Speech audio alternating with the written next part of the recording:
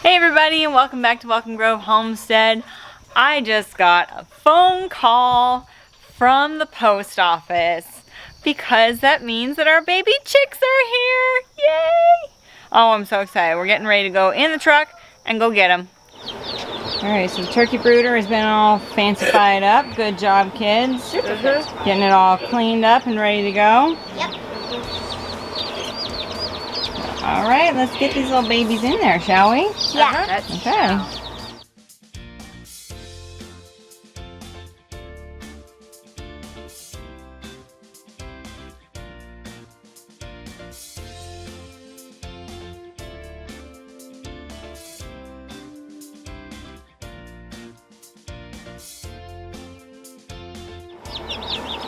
Unfortunately, it does look like we are gonna lose one. It's not doing well.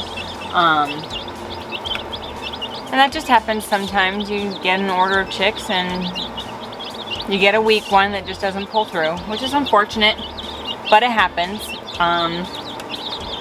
We do have, Murray McMurray Hatchery offers a free mystery chick whenever you order, and we got a mystery chick.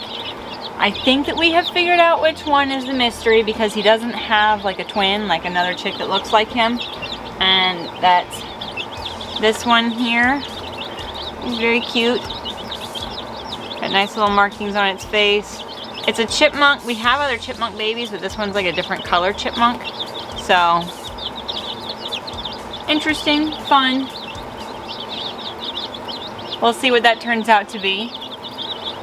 But hey, chickies! I'm very excited. We actually have a surprising number of little naked neck chickens in here, which we have had a naked neck chicken before back in California, and her name was Sweetheart because she was such a very sweet little baby chicken. So we are really looking forward to having some more naked neck chickens. They are great personalities, they're good layers.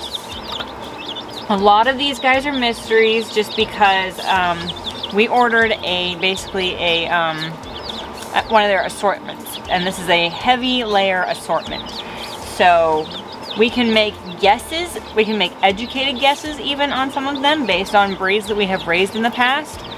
But there are several breeds that their babies look very similar, so we're just not going to know until they get older. And that's fine, because that adds a little mystery and a little fun to it. Now we've got 25 babies. Unfortunately, we have one that's not going to make it, and I'm a little bummed because it looks like it's one of the black Australorps, and they are excellent chickens. I've always liked having Australorps, so I'm really happy to have some in the order. Disappointed that the one that we're losing happens to be the breed I was really looking forward to. I have another project that I got to get to, and then I can come back and check on these guys, see if they've figured out the heat plate. Right now, they're just super excited about food and water. And it's pretty warm here in the basement, so I don't think they're super motivated to get warmed up right now. Some of them have figured it out. They're under there, so I think that they're going to be fine. This is our first time actually using a brooder plate rather than a heat lamp, so there's just that little sense of like unsureness, like I've never used it before. Do they know how to use it? Because I don't know how to use it. But I'm sure they're going to figure it out. They're going to go to the warm spot. Now, I got to talk to you about a rabbit. Now, I've said it before, and I'll say it again. Nimue is a Yucky Bunny. Now, you may be asking yourself, why would I call Nimue a Yucky Bunny? Well, because she's yucky. So, they have marble tiles in their cages. The reason for the marble tiles, here, I'm working on the puppy pad. The reason for the marble tiles is that those are supposed to keep them cooler when the weather is hot, because basically marble will stay cooler than any other substance that you can put in the cage. So like a ceramic tile, while it would still be cooler than, let's say 90 degrees outside, marble will hold on to cooler temperatures a little longer. That being said, Nimue does not use her tile for that purpose. Nimue has decided that any solid surface in her cage she's gonna use as a toilet. Now, what happens when you decide to put feces and urine on a non-porous material? It doesn't drain. So she has instead chosen that she will sit on the tile in a puddle of her pee, which is not great for her skin. So she has given herself sores on her feet out of something that was supposed to be there to keep her cooler. She's a yucky bunny. And a stupid one, because that means that she now has foot sores on her feet, on her back feet, which is very frustrating because as the weather gets warm, it's nice to have a cool surface, except that I cannot keep it clean because she insists that that is where she needs to go to the bathroom. So, my solution is I'm going to give her at least a temporary, for now, litter box. Because anytime that I have given her a nest box for her to kindle in, she ends up using one end as a litter box. She really likes having a litter type situation. And she did fantastic. Actually, her last litter, she got so heavy while she was pregnant that she gave herself sore hocks. So I gave her actually a solid bottom cage and put shavings down on it, but I'm not comfortable with giving her a solid bottom cage in our setting here because I don't have a solid bottom cage that has rabbit wire on it. I only have a solid bottom dog kennel, and something can easily reach through that and injure her or kill her through that wire, and it would have to be on the ground. So instead, I'm giving her her nest box back, freshly cleaned out with new shavings in it, and she's just gonna use that probably. She likes to sit in it. She's just gonna rest her feet, and we'll just have to keep rotating with dry bedding in there to keep her feet dry. And I'm taking her tile out. She's just gonna have to deal with only getting an ice bottle and a cooler. She's not gonna get the tiles anymore because she's just too dumb. So Nimue's a yucky bunny.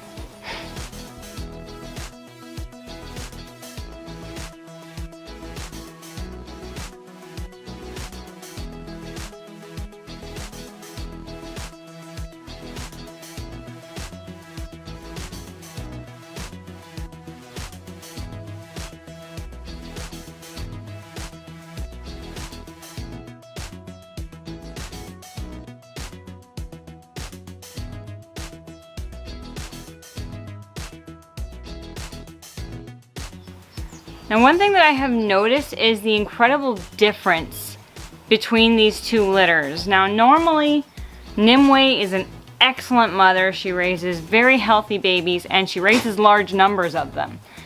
But we've had some weird things going on with these last litters, and there's actually a remarkable size difference between Nimue's babies and Guinevere's babies. Now, Nimue is raising Guinevere's runt, and it's colored the same as two of Nimue's survivors. So there's 3 brown babies that, honestly, one of them I have no idea who's mom. But their size is incredibly different. Check this out. So this one is one of Nimue's babies, which is very cute. It's very fluffy. Say hello, little baby. So this is Nimue's baby. If we put it next to Guinevere's, of the same color, this baby is chunkier, it's bigger, it's fatter, it's definitely heavier, feels healthier. So I think that my theory overall has been correct, just that whatever happened with Nimue's litter, having a ridiculously oversized baby in the litter, it didn't make it, but I think that just overall that weakened her entire litter. And so we have a smaller size, more fragile baby in general for all of them. So, interesting. Hi. You're adorable. Of course they're all adorable, but you know, they're rabbits. They're little bunnies. I've also noticed a difference in behavior between the two litters. Nimwe's babies, they would not even have come out of the nest boxes unless I made them, I think. And they're plenty old enough to be out of the nest. They're doing fine. I just thought that for sanitary reasons, I wanted to have them out of the box and get them just out of Nimwe's pee box, basically. And whereas Guinevere's babies they've been hopping out of the nest for probably going on a week now. They've been hopping out, we're constantly putting them back in. Now they're old enough that it's like, okay, you guys don't need the nest anymore, and they're doing fantastic. So it's really been very interesting having this past litter situation with Nimwe, having them being smaller and also even just less outgoing, I guess I would say, because normally they were born the same day. They would have the same behavior of getting out of the nest and exploring. So I'm very curious to see how they're going to continue to develop as they age. Alright, it is now about time for evening chores. We're heading out. We're actually going to be moving our 2 bottle calves out into the pasture with all the big cows. We kind of made a decision that we would rather them be eating grass than hay right now. It would be way less wasteful because it's summertime, there's so much grass out here, and they're honestly just going to learn more from other cows about grazing, and I think it's just going to be better management overall for them. So we're moving cows again. This will be our last big calf move, then everybody is going to be out in the main pasture and doing the cow thing. So exciting. And that means no more cows in with the goat pen, leaving their cow leavings where I have very regular traffic to go do milking. So you might be asking yourself, how does he get those cows to the barn every single day? Probably not, actually, but this is how I do it. I bribe them with yummy goodness, and then I do this. It's an old Indian call. You deep in your gut. It's better if you have a big one, so I like to poop it out. Yeah, okay, you go. Right there. Hey, cows! Shake, shake, shake, shake, shake, shake, shake! And then you wait for them to come running. They'll be here soon. We got cows coming from all directions. Who's it gonna be? Who's it gonna be? Yeah, and the little girls win the day! Alright, so we're gonna take these guys over to the barn. That's a bass! Huge. Nice bass! Big mouth. A test cast. Nice! Hey! Mom caught a Making fish! her YouTube debut! And what better way to do it? Nathan needed some help with his hook. Dave was like, oh, that's not gonna hold, that's not gonna hold. So I did a test cast and he hit it immediately. Dang, that's a nice bass too. But that's gonna take a pair of pliers to get it off there because he really jumped it. Awesome. Hey everybody. Eating their grain.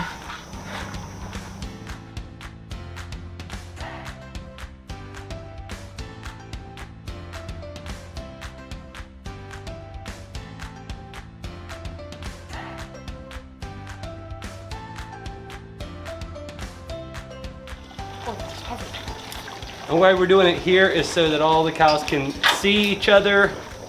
Bigger ones can see from the outside, get a sniff. These ones are already familiar with them. They're only a week or so separated. Maybe 2, I don't know, something like that. A week.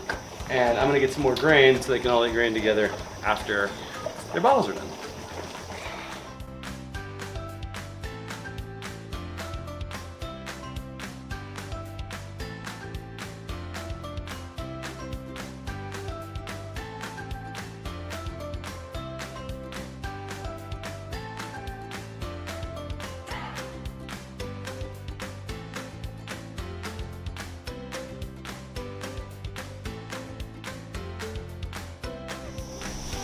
Just a woman and her cow herd. And a land dolphin. Eastern Tennessee land dolphin. Gideon, no.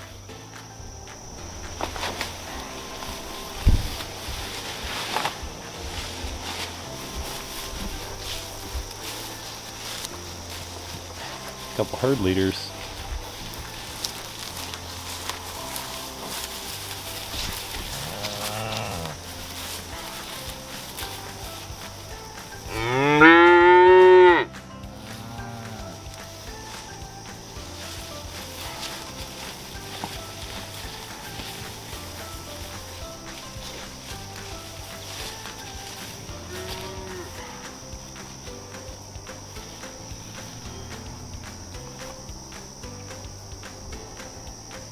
Alright, go show those babies where the water's at.